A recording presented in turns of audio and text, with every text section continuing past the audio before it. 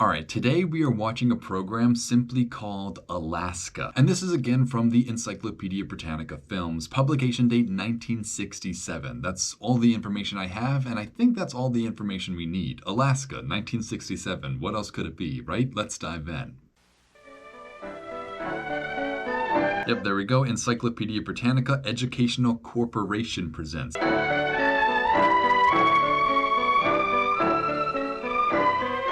Alaska, Settling a New Frontier. That's funny, the subtitle wasn't included, but that's interesting. So Alaska, Settling the New Frontier. That gives like a whole new perspective on this program, actually. That's good, I like that. You have to imagine, this is 1967, so Alaska had probably only been a state for 15, 20 years at this point. It must have still been pretty much a new frontier, exactly as it said. That is so fascinating that this was made in a time where Alaska was perceived completely differently than the rest of the country, and was also being colonized pretty much, or I guess settled, but settling and colonizing are pretty much the same thing. So this was during the era of active colonization of Alaska. So this should be really interesting. And I think this will also be really cool because we'll get to see sites of Alaska before it was ever settled, right? Or at least during settling. We'll get to see scenes of Alaska truly pristine, hopefully. So that should be cool too. Oh, hang on. So this is an edited version of Alaska, produced by the National Geographic Society and Wolper Productions. Interesting. So was this made by Encyclopedia Britannica or the Nat Geo Society? That's interesting. An edited version of something else. I don't know. That's interesting.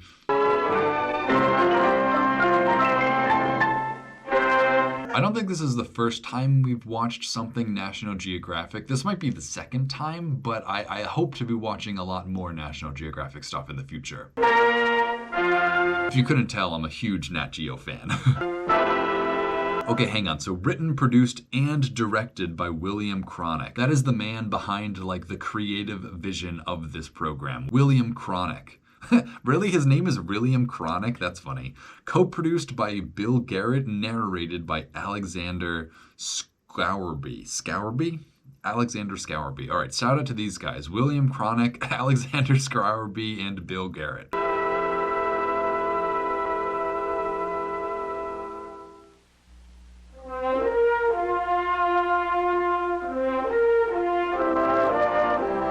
Already, like I said, majestic, pure, unsettled Alaska right here. This is a beautiful shot. It's a shame it's black and white. We don't really get a true sense of the beauty of the scale of this shot, but it is a good shot. I wonder if William Cronich was also the photographer as well. No, this was taken from Nat Geo, so he probably wasn't the photographer. So this footage is probably completely unrelated to the program that it ended up being used for, right? If this was an edited version of another program, then if William Cronich took this program and re-edited it for his own purposes and then added narration on top of it, that's, I don't know what to even think of that.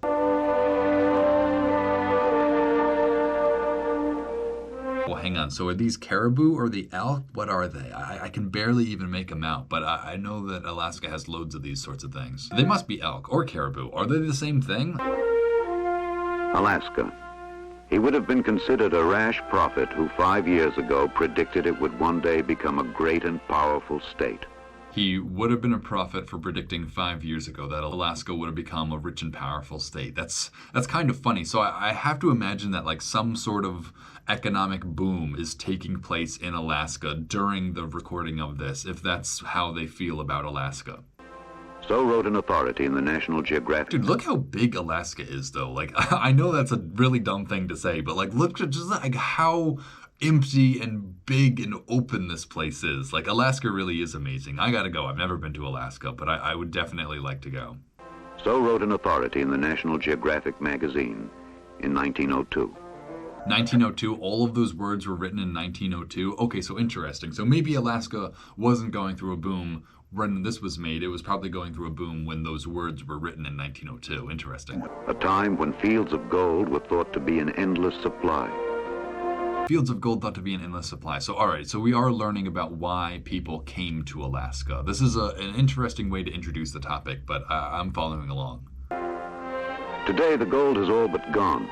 Whoa, there's the crabs. See, I feel like that is a very notable thing about Alaskans is the crab fishermen, right? Deadliest catch right here. Don't they launch from Alaska or something? I feel like Alaska is related to the deadliest catch. Yet man persists in channeling the vast wealth contained in the earth and sea to his purposes. Now, hang on. Can any of you fishermen or people who watch The Deadliest Catch look at these crabs? Are these crabs bigger than the ones we're catching now? I have to imagine that they are, right? Like, they have been allowed to grow as big as they possibly can. Whereas the ones that we're fishing now have only been allowed to grow like 20 years or so, or however long crabs live. I feel like the crabs they're catching here would definitely be bigger than the ones we catch now. But maybe that's just me, but I want anyone who would know better in the comments to let me know. Caught up by the frontier spirit and equipped with new Like, look how big these crabs are. Have you guys seen bigger crabs than this? I haven't. technology, he continues to challenge the harsh, stubborn force. Dang, a lumberjack just climbing down a tree with his little rope tool. That's cool. I mean, I guess it's not cool. They're just destroying forests. But it is cool that, that all it takes to climb a tree is that. Forces of nature, and appears to be winning. See, I feel like that's another tool of work that I feel like you just don't get to see unless you watch an old program like this. Is he now, as in the past, simply exploiting and plundering, only to leave when he is done? Or will he stay to make the prophecy of... And look at this. This is crazy. This is an oil rig built in Alaska all the way back in the 60s, surrounded by ice. I didn't even know they had oil rigs back then, to be honest, but that's crazy. Wow. greatness for this awesome, majestic land a reality at last?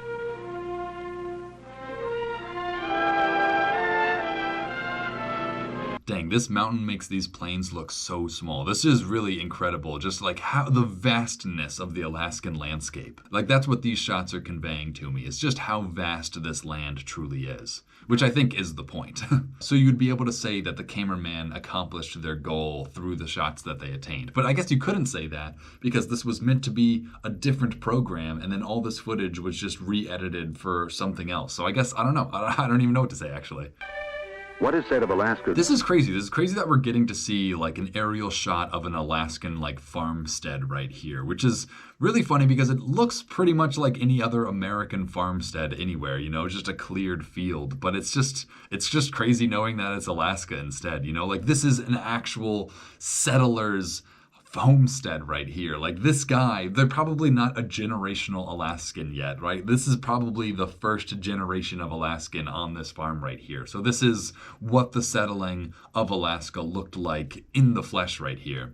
And what's really incredible is just the scale of the environmental devastation that humans were able to bring to Alaska almost immediately. Like, do you see how big this cleared field is? Like, there is so much land that was cleared in this time. And what's crazy is that, like, this land wasn't even all that useful for clearing anyway. Like, you can't really farm on Alaskan soil that well. So you didn't really have a need to clear all these trees. That was just like the human settler colonist mentality. It's just like, okay, our home is here. We got to get all these trees out of here. So I don't know. I don't know if these people farmed this land or what they did with it, but I don't think they were that successful in it, whatever it was. Glacier-covered country. It controls man. Should also apply to its ostensibly lush terrain. Homesteads are free for the asking on 300 million acres of public lands. Homesteads are free for the asking on 300 million acres of public land. Do you guys understand? Like, you could have just gone to Alaska and just taken land for yourself. Like, that's so incredible. Like, I'm so jealous of the people who just were given free land, you know, like acres upon acres, just, you know, as much Alaskan land as you could ask for, really. Like, dang, I so regret not being born in the time where land was completely free. But even the government regards them most... Dang, but look at this guy. So this is a true Alaskan guy right here. Well, I guess there's Alaskan Indians as well, but I want to really like appreciate how difficult it was to come to Alaska and settle here, especially as a white person, like with no connection to the land, no connection to the other tribes in the area. Like it's just you and like whatever skills you have to make yourself survive. It is impressive, like, that these people were able to come to Alaska and survive for their entire lives. Like, this guy's digging in a well. Like, is this guy digging a well or is he climbing out of the well? Who knows? But this is the guy. Like, you gotta respect this guy. Like, no matter what he looks like, he has done something that is so difficult. Homesteads are free for the asking on 300 million acres of public lands, but even the government regards them mostly unsuitable for cultivation. See, even the government regards them as mostly unsuitable for cultivation. That's what I was saying a second ago, how most of this land in Alaska is not farmable, so it's not really worth clearing. Like, I guess you can sell the timber. That might have been the purpose of clearing the land rather than farming it. It's just like people probably assumed that they could farm Alaskan soil when they got here, so they would clear land for farming purposes, but I feel like, yeah, most of them would learn pretty quickly that you can't grow anything in a season that lasts like 2 weeks. Yet it is the nature of Alaskans not to accept the conclusions of others. Bob Watkins was born in Kentucky. Bob Watkins, born in Kentucky, traveled to Alaska. Like, this is, oh man, this is the pure Alaskan story right here. And worked as a mechanic in Detroit before coming north in '59. I was not expecting another person to come out of that well. Holy crap. Whoa, that's crazy. She was underneath him the whole time when he was coming out. Where are they right now? Are they in like a well, or is this like a bunker? Having met the requirement for ownership, 20 acres cleared and tilled within 5 years. 20 acres cleared and tilled within 5 years. So isn't that crazy? That is what gave you the land. If you could clear and till 5 acres of land, it became yours. Isn't that so wild? Like, there was an actual economic incentive to remove the environment for no reason other than agriculture, even though the government knew agriculture wasn't a successful endeavor up here. It's just, that's so wild to me.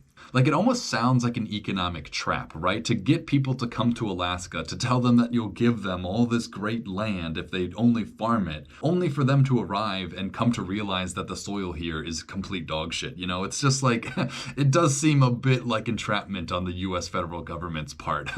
It seems like the federal government was trying to get people to come to Alaska, to settle Alaska. So it seems like they were really just trying to lure people into Alaska at this time based on false promises, or at least, you know, at least the assumption that the land would be arable, only to find that it wasn't.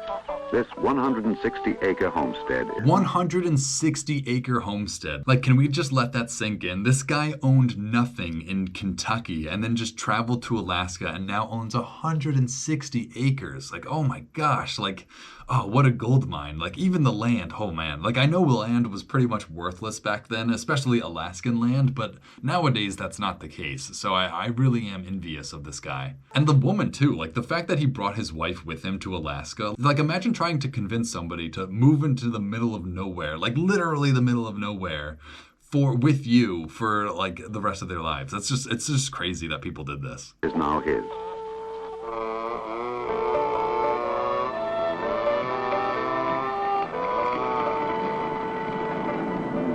Starting this year, Bob and his family of 5 plan to live here permanently.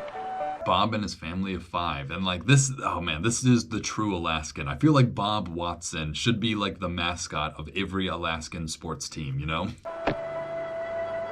While the odds are like, this is exactly what I picture as an Alaskan as well. Like a guy with a beard who's big, you know, like a guy who definitely doesn't get cold. Against them, the government estimates 2/3 of all homesteads will fail.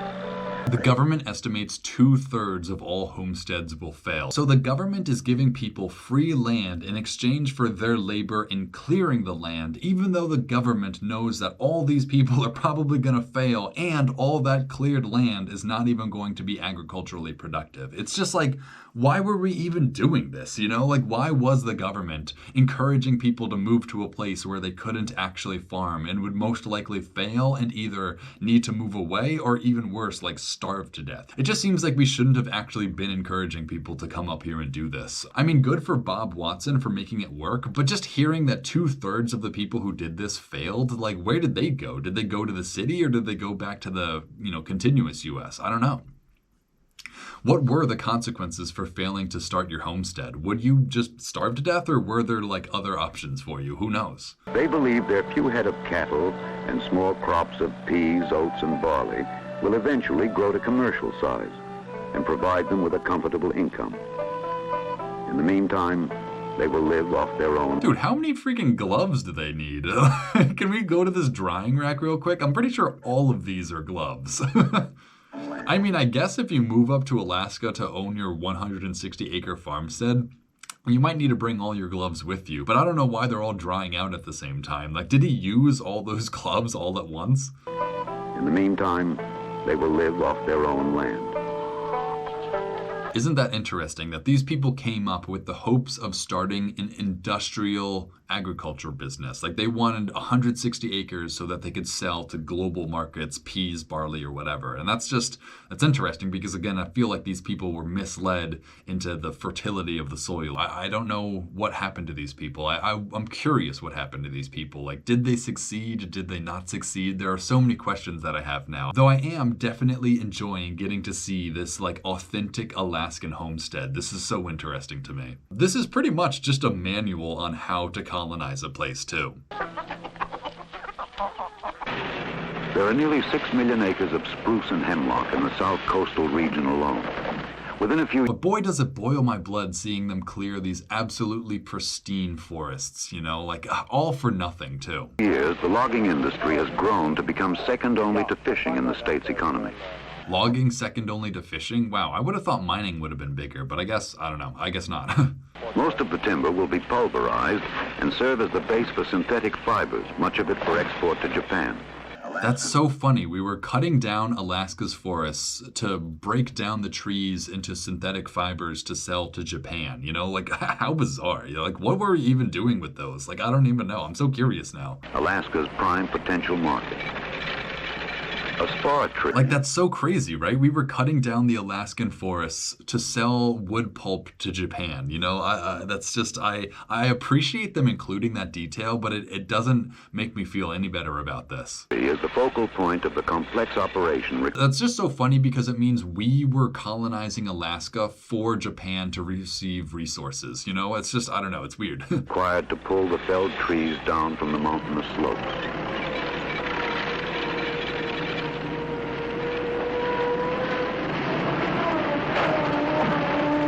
Throughout its history, Alaska's natural wealth has brought men here. For fur, for fish, for gold they came, took what they wanted, and left the land barren.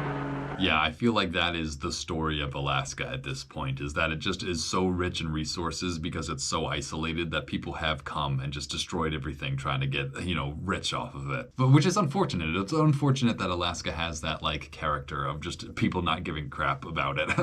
Only recently has conservation become an important concern. Only recently has conservation become a concern. That's interesting. At least it has become a concern. At least they're admitting that they are concerned about conservation. That's a step. That's a baby step, to say the least. For government and industry alike. And closely supervised advanced reforestation programs ensure... Closely supervised advanced reforestation programs. I like that. I don't believe that, but I like the concept of that. I really have trouble believing that they came up with advanced reforestation techniques and they actually applied them to this situation, but I like that they think that they should have done that. You know, I definitely appreciate that somebody recognized that they were damaging the environment and they should have helped mitigate that. I do appreciate that they were at least thinking about that. I would like to hear that they actually also went through with the reforestation, but I am questionable as to whether or not they did that or not. Ensure both controlled cutting now and new, healthier forests in the future. See, that's something that they always say in these sorts of programs. New, healthier forests. Like, the forest was already healthy before you arrived. Like, you're not going to make the forest any healthier by cutting it all down and planting other things. You know, it's just like, that's such an old way of phrasing things. Like, we're going to make the forest healthier. It's like, no, you're not. Anchorage is Alaska's boomtown. Oh, this is cool. So we're getting to see Anchorage from what, 1967, right? This is pretty cool. Like, I hope there are some people from Alaska watching this right now, and I hope you're like, whoa, this is so cool. This is what Anchorage looked like. Like, I don't have any familiarity with this city, but I hope for the people who do, this is cool. Like, look at those mountains in the background. Anchorage must be like a really scenic city. It must be cold, but it must be scenic. Anchorage is Alaska's boomtown.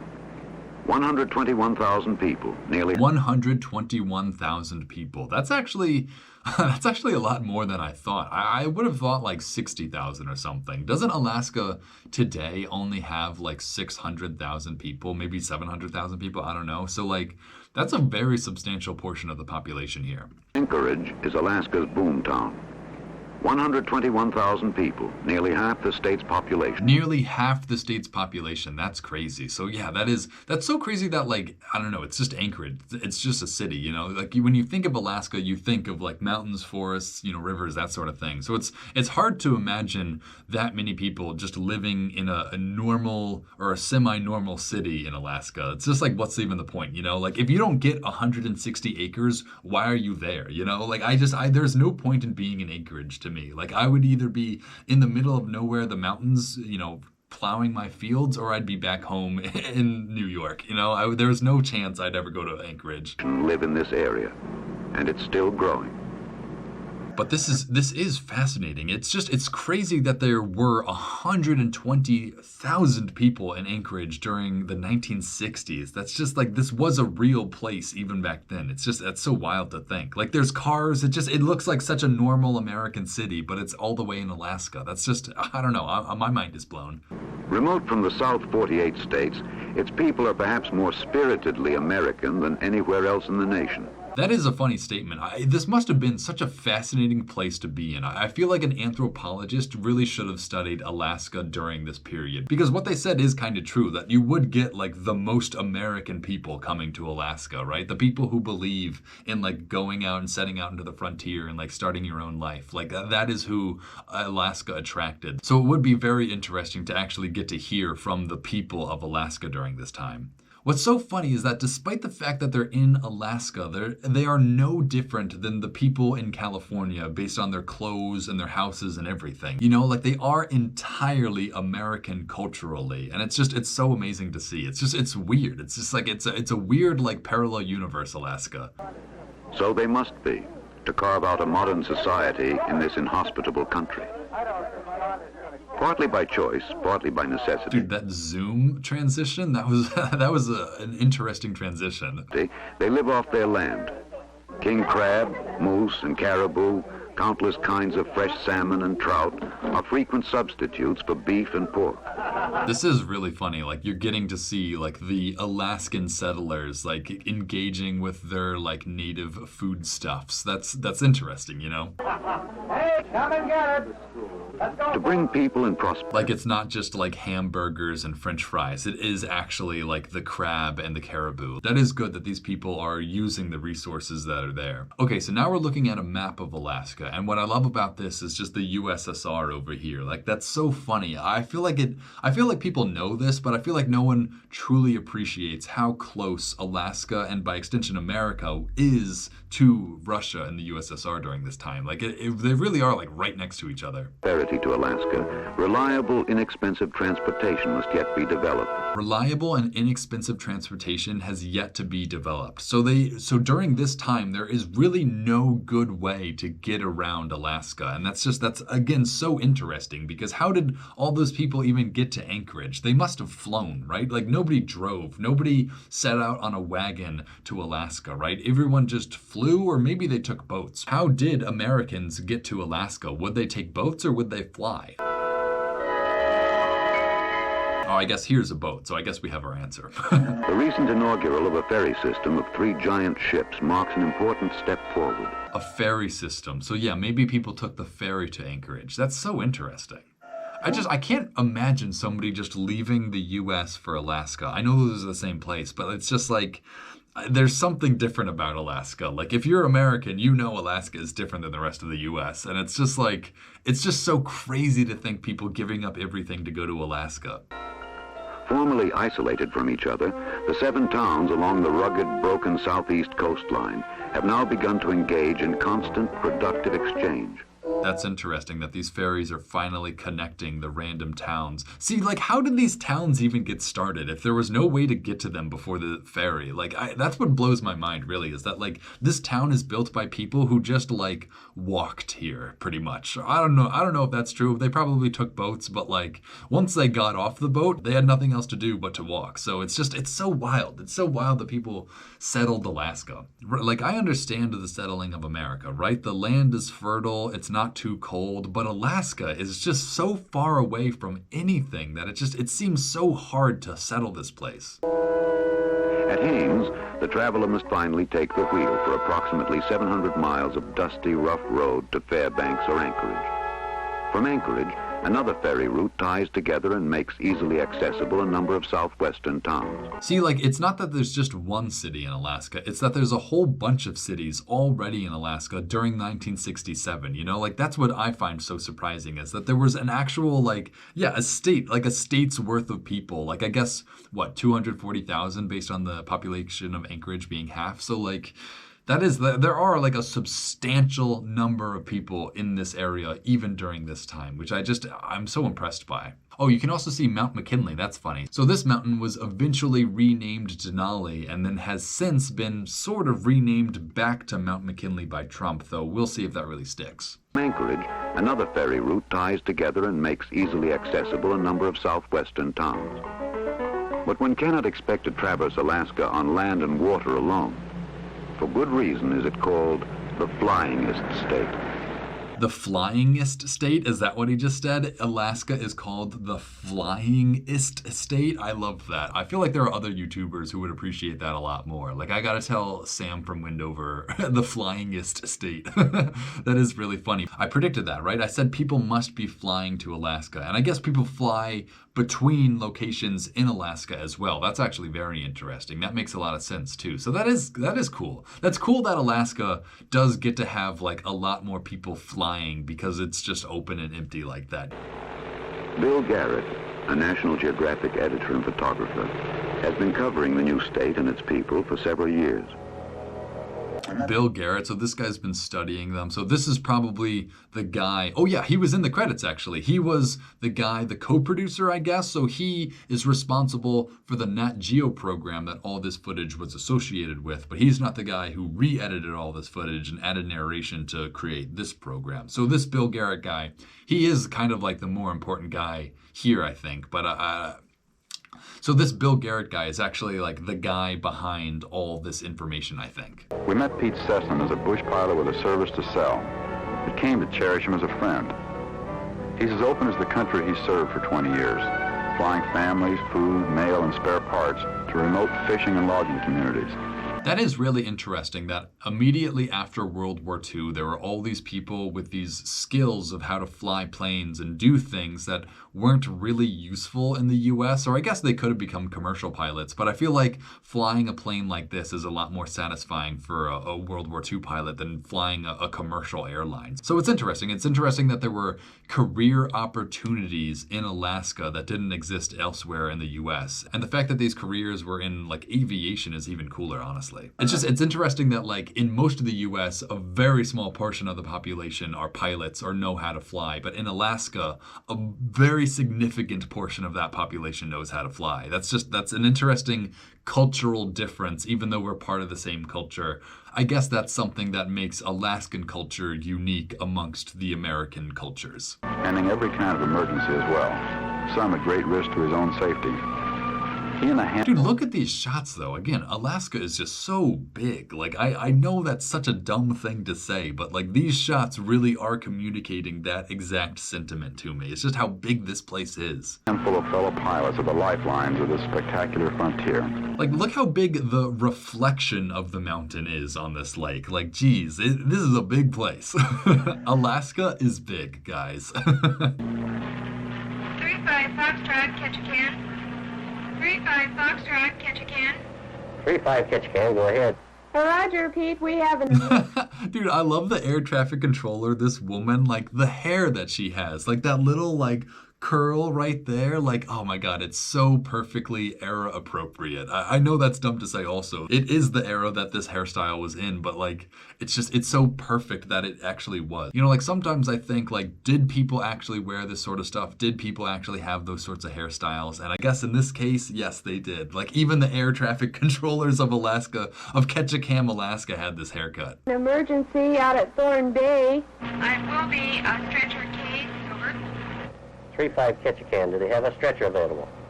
They do have a small stretcher available. Roger, roger, on the way. Dang, he asked if they had a stretcher available, but he didn't like explain why, you know, like did he need a stretcher or did he not? I don't know.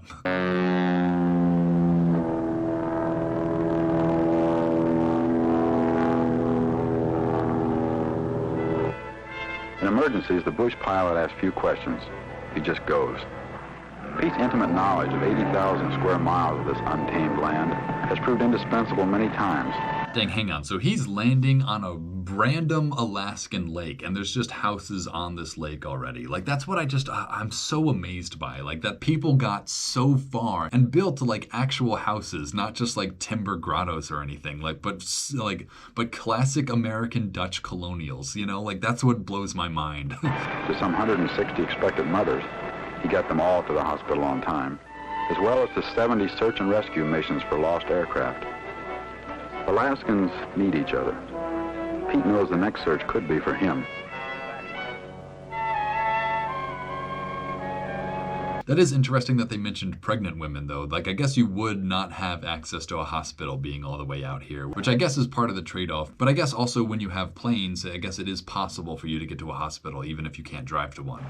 The Athabasca Indians of Tyonek, an isolated... Oh, the Athabasca Indians. All right, so cool. We're actually getting to learn about the native Alaskans as well. This is cool. Like, I was a little bit worried we were only going to be learning about, like, the colonial side of Alaska, but, like, yes, we're actually getting to see the native Alaskans as well. Fishing village on the Cook Inlet, have lived a long time without a cultural heritage. And like most... Dang, that's fucked up to say. They lived a long time without a cultural heritage. Like, I would disagree with that. I would say that they kind of had their cultural heritage stripped away from them. But maybe not, maybe not. I don't know. I don't know that much about the Athabasca, but it seems like that's not a fair statement to say about their culture, or lack thereof. Of Alaska's native population without decent housing and... Dude, what's so interesting, see, again, like, look at this Athabasca Native American right here. Like, he's wearing a good shirt. Like, not even a normal, like, Western shirt, like an actually, like, nice shirt, you know? Like, I like that shirt. Like, that's just so interesting. He's got a watch on. His house is made of wood, and it's square, you know? Like, I'm pretty sure that's not how they used to build their houses. So it's interesting to see how the Athabasca people have changed their ways, their customs, their traditions in order to, one, agree with the white people who have arrived, but also to just adapt, right? To learn new building techniques and that sort of stuff. I'm so glad we're getting to see actual Athabasca Native American people here. So let's keep watching, right? Medical attention as well. The tribe's leader, Albert Kaloa, recalls a poverty... You know, they're not letting us hear what he's having to say, but you did very briefly hear him, and he is speaking what sounds like perfect English. I'm just gonna say it. Like, he sounds like a totally American English speaker right here. ...stricken childhood, during which there appeared no hope for a better future. Nothing. Then, in 1962, oil companies came to Tyonek. Oh boy, the oil companies. Yeah, that is the salvation of the American Indian, the oil companies, for sure. Yeah, the oil company is going to give you your land back, sure. New homes, 60 of them, were the first order of the day when the village received $12 million for options on some of its land. Dang, hang on. So the Native Americans sold a bunch of their land for the oil that was contained underneath in order for them to buy homes on their own land. It's just like, it's interesting because prior to the arrival of Europeans, they didn't have homes like this, and they were perfectly fine. They had a whole culture and a whole construction method of their own. But But then after Americans arrive and introduce new construction techniques and new possibilities, it's just weird. It's weird how they ended up in poverty, even though they weren't in poverty when they just lived by their own culture and traditions. And it's sad that they were forced to sell $12 million worth of their land. $12 million in this time. Wasn't Alaska bought for like $12 million or something? Like, it's crazy that their land alone was sold for $12 million and all that bought was like a few houses for them. It's sad that they sold their land in order to buy houses built by Americans or houses in the American style. It's just like they lost their land and their culture at the same time for this trade that they did willingly. You know, like I know it wasn't perfectly willingly. I know there was definitely some economic coercion involved in their decision to sell their land, but they still did sell it, you know? Although millions more in royalties are expected after production begins, the fortune is regarded as communal rather than personal property. The men are to continue earning their own livings. While many are learning new trades from construction to oil rigging, Al prefers to stick to his old one, commercial salmon fishing. His old trade was commercial salmon fishing. See, like, that's how you know they've been American for an actually really long time. Like, I don't doubt that the Athabasca also went salmon fishing on their own, but I'm pretty sure they didn't have motorboats. So I don't know, I feel like his original job is already pretty Western influenced.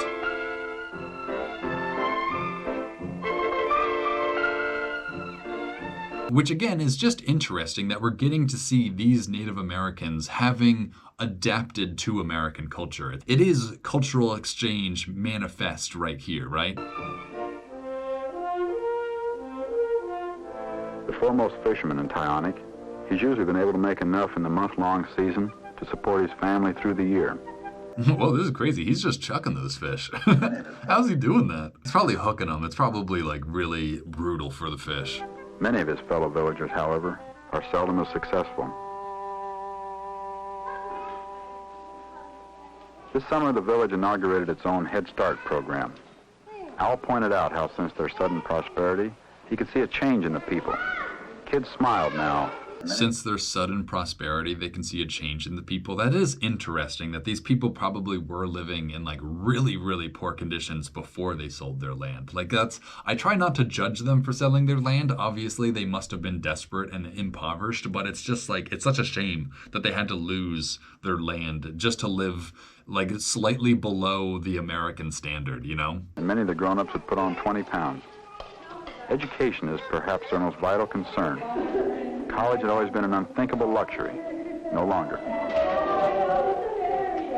Again, I really hope what they're saying is true. Like, I really hope that, like, these Native people are gaining access to college education and resources like that. You know, this very easily could just be, like, propaganda again. Like, they could just be telling us the nice things to make us think America, and specifically Alaska, is a nice place where people are equal. But at the same time, I'm old enough to question that. You know, like, I just don't quite know if these Athabasca people really were as happy as they were made out to be in this program. I mean, maybe they were. This kid is probably pretty happy, but the elders who knew that they sold their land for, but the elders who had to live with the decision of selling their land to oil companies, like, I doubt they were as happy as the kids were. A new public school is scheduled to open soon, but the 270 Tyonics aren't stopping here. 270 Tyonics. That's funny how they're just calling them by their village name instead of their tribe or their, you know, ethnic group. 270 Tyonics. They pledged themselves and their capital to helping all the native peoples of Alaska achieve a similar high standard of living and degree of independence. All right, this is something else that I don't really know about Alaska, is like, how is the living situation for the Alaskan Native people? Is it equivalent to the white settler colonialist, you know, living standard? Or do Native Alaskans still sort of suffer from the same oppression as every other Native American? I would like some comments on that, because based on what I'm watching, it actually seems really positive. It seems like they are encouraging and supporting the natives to build houses and schools and become integrated into the American society. I don't know if that's truly the case, and I don't know if that's truly what the Athabasca wanted. I don't think they wanted to become Americans. I think they wanted to stay Athabasca, but I don't think that was ever a choice for them. So I'm curious, how they ended up. Alaska's capital, Juneau, with a population of 10,000, is reached only... That's crazy. Alaska's capital, Juneau, only had 10,000 people back then. I wonder how many people it has now. Probably more, I would have to say. But that's funny because the small town in New York that I grew up in has about 10,000 people. You know, like this is a city. This is a capital city of a state with 10,000 people. And the small town, the small nothing town surrounded by other small nothing towns that I grew up in had probably more people than this. That's funny too. That's what makes Alaska such a bizarre place to me. That like you could have a city of 10,000 people. by sea or air. It boasts the most moderate climate in the state. In the 60s during the summer, the 30s in the winter. In the 60s during the summer and the 30s during the winter. Honestly, if it only got down to 30s during the winter, that's not so bad. Like it gets colder here than it does there if that's the case. But 60s during the summer, that's honestly worse. If it's not even warm during the summer, then what's even the point? Oh, look at this house though. This is a pretty nice house. See, I hope there are also people from Juneau who are getting to see this and are fascinated by what Juneau looked like in 1960s, because I'm curious about this house in particular, because it seems like the cameraman is really paying special attention to it. So this might be like the governor or the mayor's house or something. I'm curious. I'm curious if there's any actual significance to this house that we're looking at. Because it seems like a really nice house, so it might actually have some significance. During the summer, the 30s in the winter. Another source of pride is its 9-hole $1 million golf course. 9-hole $1 million golf course. That's funny. That's like half the holes you really need. It's just like Alaska has all the space in the world, but you could only fit in 9 holes. It's also funny that that is what the Americans were spending their money on. $1 million 9-hole golf course in Alaska. Like no grass, it's just mud, but it's still a golf course. Like that's so funny. Like Americans really will waste their money on shit like this. The grass-free fairways are literally a priceless sight, but with every step and stroke, the player touches gold. Tailings from the old Juneau gold mine dating back to 1880. Dang, these are tailings from a gold mine. They might be like toxic as well. This might be like a Superfund site. Like there might be so many heavy metals in these rocks. Who knows? That was the year of Joe Juneau's discovery, the first major strike in Alaska. Joe Juneau's discovery? See, that's funny because I've never heard of the character Joe Juneau. You know, like I know Juneau's the capital. I know Alaska's a gold mining place, but like I never knew about the guy Joe Juneau. So let's learn. I feel like I'm actually learning like true Alaskan history right now. Suddenly, this far unknown country, relegated to oblivion by the public and government, demanded respect. Restless adventurers and prospectors, already finding the Wild West too civilized, came first. That's funny. That's what I said a second ago, right? Like Alaska attracted the people who the Wild West wasn't wild enough for. You know, like that's who came to Alaska. Just like the wildest, rootin' tootin'est, wildest Americans ever. I know I said wild twice, but it really was true. Like that's who came to Alaska. Then, 17 years later, the world rushed in. For gold, tons of it. Dude, painting for gold also sounds like so much fun. Like, I don't know if I'm just like a dumb entitled kid that I don't know how hard of work it is, but like putting a pan in like a river sand and like getting gold from it just sounds so rewarding, you know? Like you put effort in and you immediately see the rewards of your effort. I don't know. Like obviously not finding gold must have been really frustrating, but finding gold must have been so exhilarating that it was probably worth it. Had been uncovered in the Klondike. Klondike. All right, hang on. So that's the River Klondike. That was, I went to a bar trivia thing the other day, and this was one of the answers. Was the Klondike a river or a person or a place? And it was a river. Dang, so hang on. So these are the actual original Alaskans, or not the native Alaskans, but this is like the first wave of American colonists to Alaska right here. Like these are the original Alaskan colonists. Like Bob Watson, the farmer, I guess that guy was like a latecomer relative to these guys. But look at them. It's just so crazy to see, like, these are the guys who were mining gold in Alaska at the time. Like, these are the buck wild fellows who left the U.S., or left the continuous U.S. for Alaska. Like, these are some insane people right here. farmers and doctors, barbers, bankers, and housewives. More than 100,000 people left. Yeah, honestly, like the housewives impresses me more than any of those others. Like, look at this woman in this dress trying to dig in the mud with a shovel. You know, like that is, that's Alaska for you for sure. Their homes in quest of quick fortunes in the Yukon. Thing, it really was just like all these men with mustaches. That's who was colonizing places back then. Men with mustaches and hats. Like every single one of these guys looks like Daniel Plainview from There Will Be Blood. And they probably thought of themselves in a similar way as well. Gold in the millions was to be. Gold dust bought and sold. See, that is cool. See, it makes so much sense for there to be signs like that up in Alaska. And I know that's dumb. Like, obviously, it was a gold boomtown. Obviously, people were buying gold. I appreciate getting to see it through these programs. You know, I appreciate seeing the We Buy Gold sign that was posted up in Alaska during the Alaskan Gold Rush. I feel like that actually does add so much context and understanding to this state. But only a chosen few would ever find it. Fewer keep it. Yeah, I am very curious about the people who did not strike gold in Alaska. Like, whatever became of them? Did they return to the other part of the US, or did they just stay in Alaska and do something else? It must have been expensive to get to Alaska, so I have to imagine if you ended up broke, there was no option to leave. Which, again, is important for people to understand about Alaskan people nowadays. The people who live in Alaska now are probably the people who were just dirt broke from not finding gold and had to stay. Like, the people who probably struck rich with gold probably went back to New York or California or wherever to spend it. But the people who didn't have any money to spend to even get them back home probably had to stay. So that's another interesting aspect of the human population of Alaska. It was a time for legends. And each of the nearly 40,000 souls who finally reached the Klondike... 40,000 souls. Look at this. This is a crazy photograph right here. This is nuts. This really does give you gold rush energy right here. This is like what the gold rush would look like. Holy crap. Why are there even so many people here? Like, this is nuts. Capital, Dawson, could rightfully claim his own. For the journey itself was a challenge of monumental proportions. Well, this is interesting. All right, so we got Klondike River, we got George Carmack's Discovery, which is interesting, Indian River, and Yukon River. Weather and geography as formidable as any place on Earth.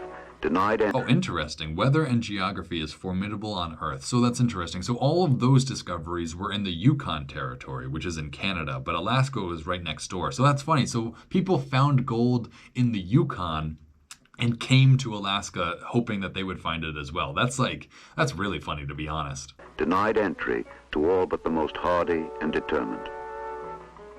The major routes through Alaska began in Skagway and Dyea. Skagway, that's so funny. I definitely have heard of Skagway before. I feel like my girlfriend went on a cruise to Alaska pretty recently, within the past few years. I wasn't invited, but she went on a cruise and she went to Skagway, I think. So I think I've actually heard Skagway a few times before. 600 tortuous miles away. Like Dawson. The YMCA, that's so funny. They had a YMCA in Alaska. See, those are the sorts of details I love learning from these programs. It's just the fact that there was a YMCA in Alaska all the way back then. Skagway became an overnight boomtown, swelling to 15. See, again, as anyone watching this from Skagway, like, look around, look at this town. This is what your city looked like back in, I guess, the boom era. So, like, I just feel like views like this are so interesting to the people who actually live there now, you know? Like, if I could see my hometown from this era, I would be so fascinated. So, yeah, if you're from Skagway, take a look around and let me know if you recognize any of these buildings. 15,000 at its peak in '98.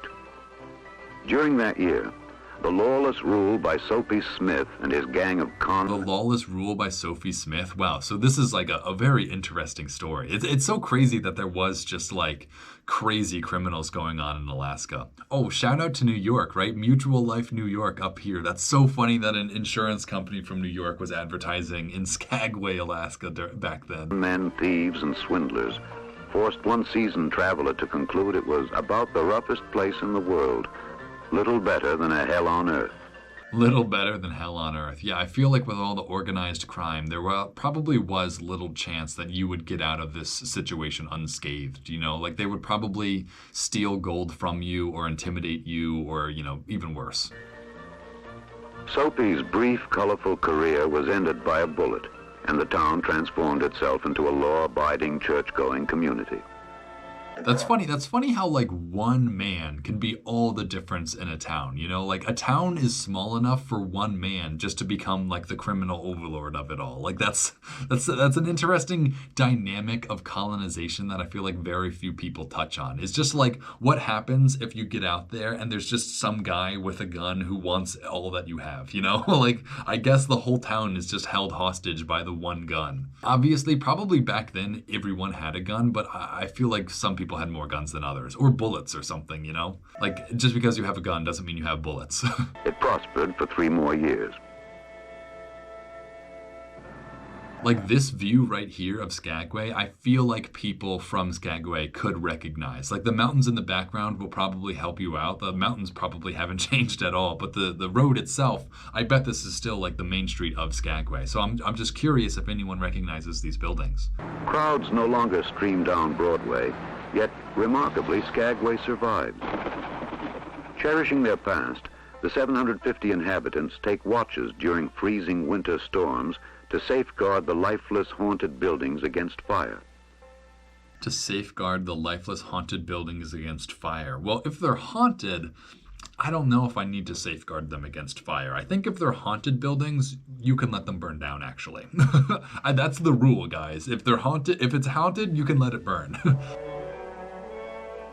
Skagway has no substantial year-round industry, but now it is the last stop on the ferry route.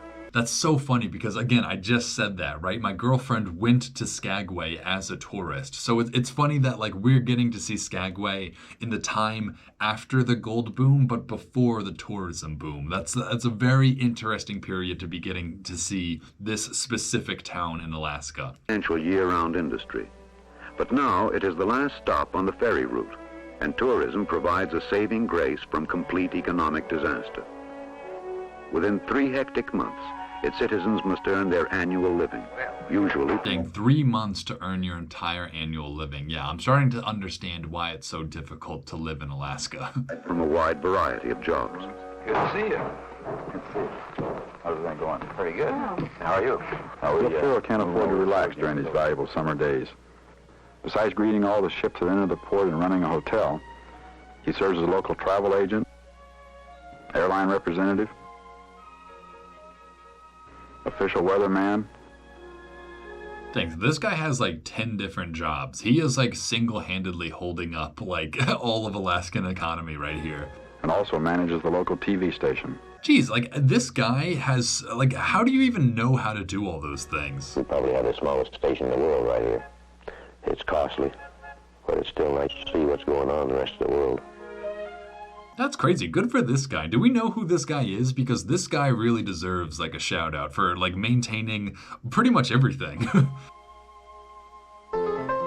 But that's Alaska for you as well, right? If there's no one else to do it, you gotta do it yourself. Like that is the Alaskan spirit right there. Like he just said, the smallest television station in the world probably at this point, which I would honestly believe. And it's so funny that they still have television all the way in Skagway, Alaska because of this man's dedication. That's so amazing and so funny at the same time. When the Chichacos, as the Indians called the excited, wild-eyed strangers in their midst, set out for the Klondike. Chichacos, that's what the Indians would call the settlers, the Chichacos? That's interesting. I like that term too. I like these terms that have kind of probably fallen out of fashion, right? Like I doubt the native Alaskan people still call the settler white people Chichacos. Maybe they do. Maybe that's like what they say behind closed doors or something. But I want to give this term back to you guys. You know, like if you have forgotten it, let me give it to you again. Like, let me remind you of the term you used to have for us. I just feel like at least one person might have actually learned something new about the language of their original culture from this. So yeah, have that word back. You guys can have it. Call me a Chichaco. I don't care. They had little idea what dangers and agony lay directly before them. 2 state foresters and a local wrangler joined the Garretts to ride, walk, and climb the infamous Chilkoot Trail. Infamous because it would take many a gold-crazed tenderfoot 3 months to conquer these first 35 miles to the Yukon. Dang, it would take them 3 months to cross 35 miles. I feel like I could cross 35 miles in like 3 or 4 days. But again, I'm not going up and down like the biggest mountains on the continent. So I understand why it took so long. That's just, I'm trying to illustrate just how long that actually took. You know, like 35 miles is not a very long distance, but it took them a very long time to cross it because of the conditions. That's crazy. I mean, just look at all this snow. Like this does, it always impresses me. Like I know I shouldn't have that much respect for the colonists, but like seeing what they did, it is like really impressive. It was wintertime then. Blizzards and a ton or more of supplies slowed movement to a snail's pace. Yeah, and I hope I'm not like sexist for saying this, but I am always like super surprised when I see women doing this as well. Like, you know, double respect for the women out here. In my head, the women are only here because the man like told them they had to be. You know, like maybe that's not true. Again, maybe I'm just exposing my own sexism here, but I just feel like the men were the ones saying, yeah, I'm going to go to the Yukon and find some gold and you're coming with me. You know, I can't imagine the woman signing up for crossing the river on a horse like this. I don't know. Maybe I'm wrong. Maybe that's just my, you know, gender biases or whatever, but I feel like, at the very least, I feel like my gender biases come from this era, right? So I don't know. I feel like there's something to be said. I feel like we need to appreciate the woman who was crossing this river on horseback right now. A special appreciation for her. Because honestly, if that woman decided she didn't want to go, her husband probably wouldn't have gone as well. You know, like this man was only made capable of pursuing his dreams by having his wife support him by coming with him. And look at how much support she is giving him. She is literally on a horse crossing a river just so that her husband can chase his dreams of striking it rich. You know, like you have to appreciate the women who came with. That's all I'm saying. And again, I know I'm ascribing the man, the job or whatever, but I'm pretty sure in this era, like that was the assumption. There was death along the Chilkoot. Suicides, murders, and pneumonia. One gigantic avalanche of ice and snow took more than 60 lives. Yet few turned back. That's crazy. Was that a real tombstone that they were reading off of, or was that like a prop? Because that is like a crazy story. Like 60 people lost in an avalanche. That's pretty nuts. I might have turned back if I found gravestones like that littering my path. The horses have been returned to Skagway. Only pack mules could master the terrain from here. Dude, this poor dog, like, you know the dog didn't sign up for this, but you know the dog is also game. This dog probably lived the best life a dog could have lived, to be honest, so I don't feel too bad for it. Here on.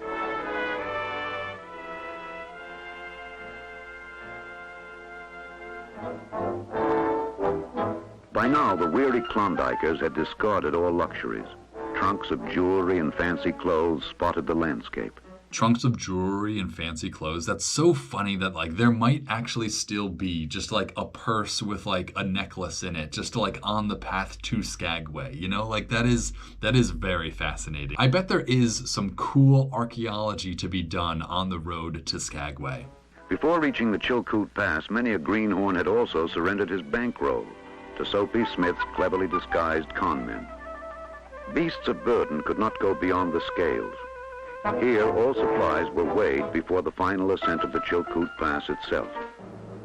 For those who could afford Indian packers to carry their goods, the rate was $1 a pound. $1 a pound? That seems like a pretty fair deal, to be honest. This, then, was the Argonauts' first major test. Dang, this is crazy. See, like, this is always what's so amazing is, like, seeing how many people were engaging in this one trip, like, just for the chance of finding gold. Like, it's so bizarre to me to see this stuff like this. Of strength, endurance, and patience. 3,500 feet to the summit. Like, do you see? Oh, my gosh. Like, that's just across the mountain. And the Canadian border. 40 trips back and forth to the scales to get all supplies up. That is absolutely nuts. Like, I am blown away by, like, the amount of work it took to get where they needed to go. Just for the chance of finding gold, too. No one permitted to cross with less than 1,100 pounds of food. Lose your place in the creeping line, and you lose a day. Perhaps more if a storm strikes. Geez, you would wait in this line for like a day or more. This is so nuts. Like, I hope you guys appreciate how nuts this is. 22,000 men, women, and children climbed this pass in the winter of '98. Yeah, climbing this pass in the winter of what, 98? Did he say 1898? It's not 1998, so like it must have been 1898. I wonder if that's when these photos are from. That is just so nuts. Like the winter too, not even the summer are they crossing the mountain pass. During the winter are they climbing to the top to pass. That's nuts.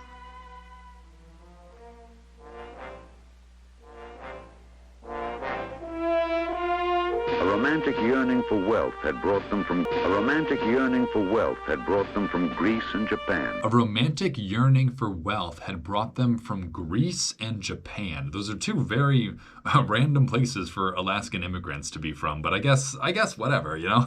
Australia and Scotland. Australia and Scotland? Texas. And Texas. That's so crazy. So like, yeah, Alaska is receiving immigrants from around the world as well as from within the US. That's a very interesting note that especially Greece and Japan, like those seem so random. Maybe not Japan, but Greece certainly. On the inhuman Chilkoot, the gold became a burning obsession. But that really is wild that people came from like literally the other side of the world to climb this mountain for the chance of finding gold. Like that's more crazy than just coming from the US, you know? Like the guy who came from Greece to Alaska to climb this mountain to get into the Yukon to mine gold in Canada, like man, like that is a story to say the least. 550 miles of wilderness still lay ahead. The gold seeker had to decide, should he go on? Dog teams would now take him to a lake where boats could be built for the trip down the Yukon. But some men, their heavy loads of boat kit safely on the top, had had enough of this defiant country and returned to civilization. Preferring heartbreak to insanity, they left behind 70 years ago these warped symbols of their dreams. 2 years after the first stampede, the first leg of a narrow-gauge railway was opened between Skagway and Bennett Lake in the Yukon. I feel like this is what my girlfriend rode, or she rode some sort of train by Skagway. So this might not be it, but it also might be. I don't know. This incredible engineering feat signaled the doom of the treacherous Chilkoot. Again, isn't it even more insane that we built a railroad through this? Like the mountain terrain is just so difficult out here. It's so impressive that they built a train. Trains do a lot better on like flat ground. So the fact that they have a train going up and down all these mountains, probably through tunnels too, like it really just must have been so much work. I like the little bird that they have on the front of the train. That must be like an Alaskan native sort of symbol. 4 days we walked over the bones of a gold rush. Dreams of wealth alone couldn't explain the mass hysteria. I'm sure it was also the glamour of the rush and the urge to be a part of this adventurous country, which compelled thousands to take the torturous trip to the Klondike. That is interesting that like for this time period, like going out and finding gold was sort of a glamorous life, you know, like that is an interesting statement that they just said. It definitely does help explain how so many people were convinced to embark on such a crazy journey like this. I guess people did glorify becoming rich through finding gold. So I guess it did attract a whole bunch of people. And those who made it all the way only to find the gold already staked couldn't consider themselves failures, for they'd written a unique chapter in the history of human courage and imagination. Yeah, imagine going all the way there and then finding all the gold fields already staked and then just taking the train back. Like, that's just, I don't know, I just can't imagine doing all that work just to turn around and go back. Like, that's even more nuts, honestly, than going all the way there.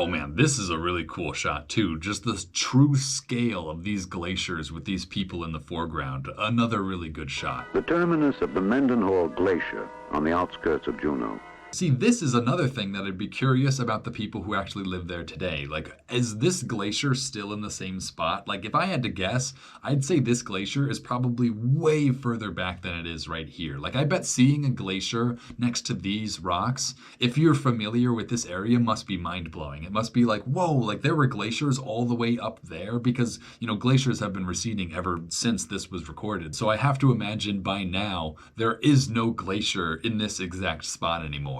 But maybe I'm wrong. So again, if anyone from Alaska, from this area, recognizes this little spot, tell me where the glacier is now. Is one of Alaska's unique, impressive, and most easily approached visual wonders. The Mendenhall, together with a number of other gargantuan rivers of ice, comprise the 1,500 square mile Juneau ice field. The glacier is one of the Earth's most delicate recorders of climatic change. That's interesting that they already know and recognize Glacier's important role in climatic record keeping. That's a very interesting note. And thus do students and scientists come here to analyze its past, present, and future. This ice field in particular, due to its intense storms and exceptional snowfall, is perhaps the most climatologically sensitive in the world. That is crazy. That was a good shot, though. This is shot from a helicopter, it must be. That was a cool shot rising over the hill of that mountain right there to reveal these houses on the top of it. That was just another really good shot. That shot would have been done with a drone nowadays rather than a helicopter, but you have to appreciate the fact that they rented out a helicopter and flew it all the way there just to get that shot.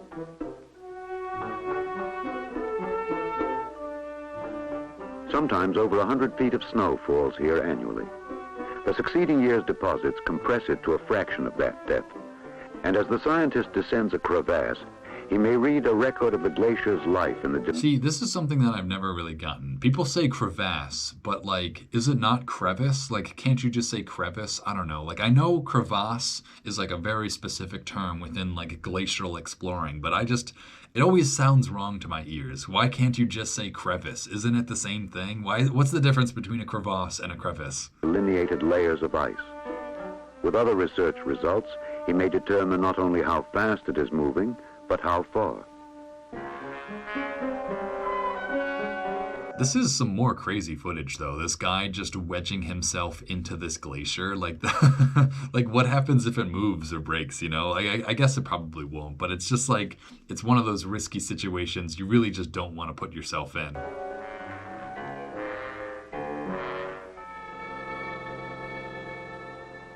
But then you gotta wonder how'd they get this shot, right? So he's at the bottom of this crevasse, I guess, and somebody is filming him through a hole in the ice. So I don't know how they got the camera down here. I don't know how they got the camera in this little hole, but this is another interesting shot, another curious shot to say the least. How they did it, why they did it, I don't know, but I appreciate that the photographer wanted this shot and that they got it as well.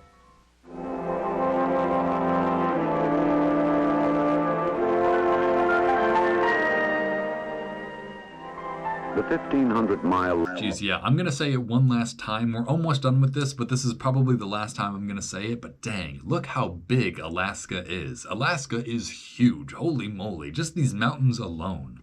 Long Alaska Highway runs from Dawson Creek in Canada to Fairbanks, Alaska. Today's traveler, having taken the ferry up the southeast coast, need drive only part of it, about 3 days' worth.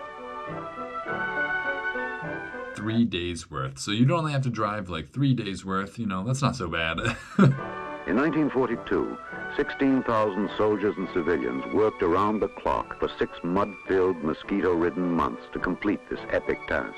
1942, 6,000 people worked to complete this road. That's crazy. 1942, so that must have been before World War II, I guess? Or at least before the U.S. entered World War II. The road has changed little. It is still mainly unpaved, dusty, and bumpy. The scenery also remains the same, uncluttered and magnificent. Uncluttered and magnificent. Yeah, I agree with that. I really hope it still looks like this. Obviously, Alaska is big enough that most of it does still look like this. I hope there aren't, ugly billboards or anything. I don't think that would make sense for there to even be there, but I hope it still does look like this. Between Fairbanks and Anchorage, there lies an area to which the men and women of these growing cities find themselves increasingly drawn. Mount McKinley National Park is their retreat. That's funny. That's funny that we're getting a mention specifically of Mount McKinley now. I mentioned it earlier as Denali, but I guess, yeah, during this time it certainly was Mount McKinley. 3,000 square miles of unspoiled wilderness. Rising 20,320 feet, the lofty peak of Mount McKinley may be seen for hundreds of miles. Wow, that is a big mountain. I thought the mountain they started this shot on was Mount McKinley, and I was like, wow, that looks like a pretty tall mountain. But then they got to this mountain, and this mountain is like absolutely gargantuan. Like I didn't realize like Mount McKinley isn't just like tall, it's also like crazy wide. Like this is a big mountain. Here, landscape and wildlife join together to form the special sense of freedom that to Alaskans is Alaska. This is cool. This is kind of more what I thought this program would be about. I don't know why, but I thought we'd be learning a lot more about the Alaskan wildlife. That's why this video is in the green. But I guess we are learning about Alaskan wildlife. So there we go. We've only got like 50 seconds left of this program, and we're finally getting around to the Alaskan wildlife. But you know what? I'll take it. It's still a green for me. Our last frontier, still undeveloped and untamed. Our last frontier, still undeveloped and untamed. That's like, it's just so crazy to hear them saying that about this place that looks to me like actually is developed. Welcomes with open arms all who would build a new society. Like, I understand that it wasn't as developed as like the rest of North America, but like how developed did they want Alaska to become? Like, did they actually think that it would become like another California or Texas? It's just like the amount Alaska has developed makes sense for its geography and where it is, you know? Like, I don't think there should be any more people in Alaska than there already are. The contemporary Alaskan, however, doesn't think of himself as a trailblazer, rather as an individual in search not of wealth, but self-respect and meaning. That's kind of funny because, yeah, pretty much everyone who came to Alaska was definitely in search of wealth. You know, like that was the reason you would go to Alaska, unless you were like a criminal or something.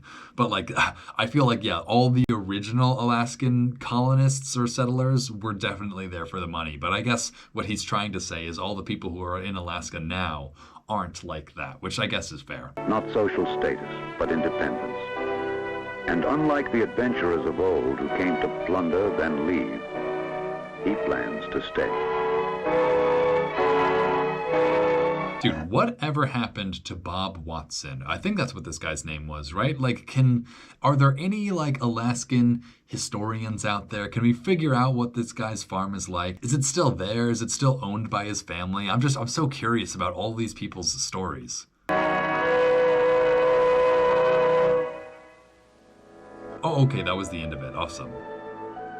Okay, yeah, Encyclopedia Britannica Educational Corporation has presented Alaska Settling a New Frontier. So yeah, this was made by Encyclopedia Britannica, but it was also taken from the National Geographic Society. So I don't really know how that works, but I enjoyed watching it nonetheless.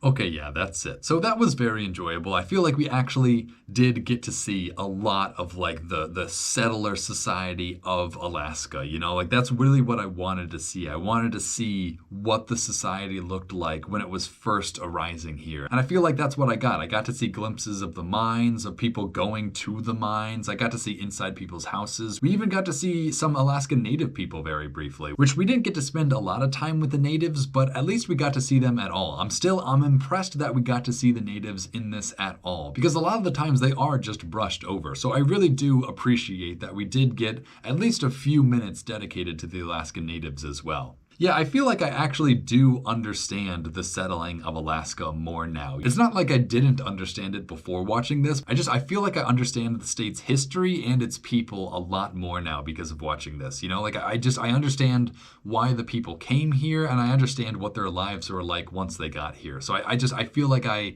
do understand Alaskans more. Hopefully any Alaskans watching this agree, or at least don't mind me thinking I understand Alaska based on watching this, but I feel like I at least least know the state's history. I might not know its contemporary culture, but I feel like I understand the history that led to the culture that exists in Alaska today. So I would definitely call this a successful program. I learned a lot and I had a lot of fun doing it. So that's where I'm going to end it. If you enjoyed watching and would like to help support this channel and what I do here, you can follow the link in the description that'll take you over to the Internet Archive. The Internet Archive is where I get all these old programs from. So if you want to support me, donate to them. And with that, I think we are ready to cut to black.